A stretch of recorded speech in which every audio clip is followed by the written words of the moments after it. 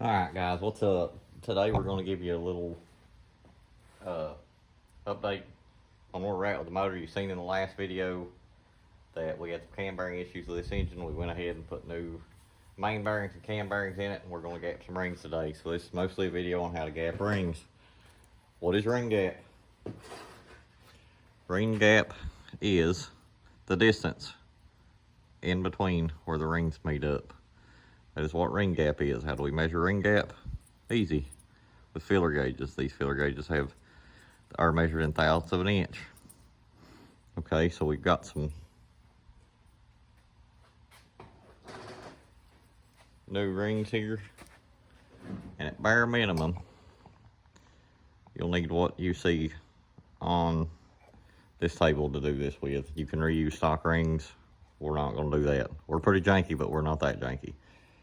So we've got our piston ring compressor for when we install them in the bores. We have a new set of main or rod bearings.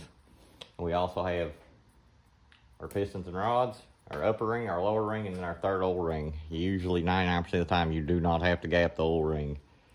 On this particular motor, we're going to do a 27 thousandths upper gap, which is the top ring, and then we're going to do a 25 thousandths second gap, which is your second ring. You're going to need at least that. You're also going to need some way to open that gap. That's what this is. This is a ring file. The way this works, you take your ring, shove it in here, you push together, and you turn. As you turn, this cutting wheel opens this gap, takes material off here. So I'll turn you back around here. And we'll get you zoomed in. That way you can see how to measure these things. As you can tell, move you here. As you can tell right there, you can see right here is where these two rings meet. That's where we're going to measure our gap. So we got our 27 thousandths feeler gauges out, which is a 10 and a 17.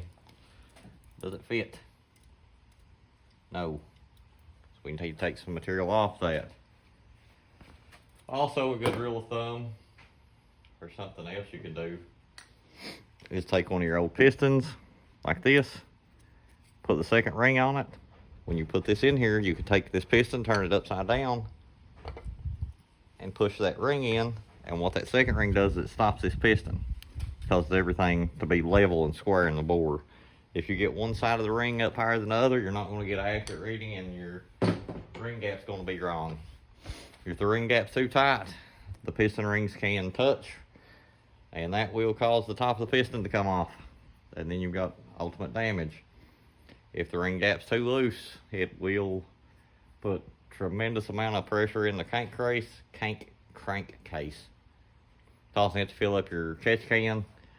Oil in the combustion chamber leads to more detonation because it lowers the octane of the fuel. So the best way to do this, just like I said, measure this, cut it, measure it again.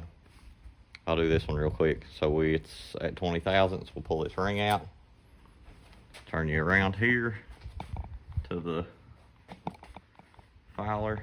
I'll put it right there. Take our piston ring. It's not going to work very good. See if you can still see that. Turn you just a little bit.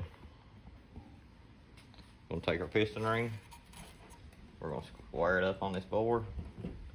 We're going to make sure that we're putting down pressure on it, and it actually needs to be against that. But we're putting down pressure on this. We're squeezing, and we're turning. And you got to watch these things. They're a little particular. You need to make sure that you keep the ring square like that. You keep downward pressure, and I'm also squeezing as I'm turning. It doesn't take a whole crazy amount. You gotta watch because it comes out the bottom, unfortunately. It's touching my table, as you can see. You want to make sure, come on, you don't have any burrs, any sharp edges on these. We'll turn it back around. Our number one cylinder, Stick it back in. Just kind of get it started, make sure it's started. Take our piston, the old second ring still installed. Slide it down in there till it stops. Get your feeler gauges. Hit it there. And that'll work. Our feeler gauges go in, 27 thousandths. It's ready for all the junkyard boost you want to throw at it. So, that's how you gap rings. Short and simple. Want to keep this video short. Repeat that process on the first ring land, second ring land. You check the gaps on your old control ring. As long as they're not touching, you should be fine. I'm not an engine builder. Do this at your own risk. Let's hope we make it to the race. And I'll be back. Remember, you gotta want it. So want it. See ya.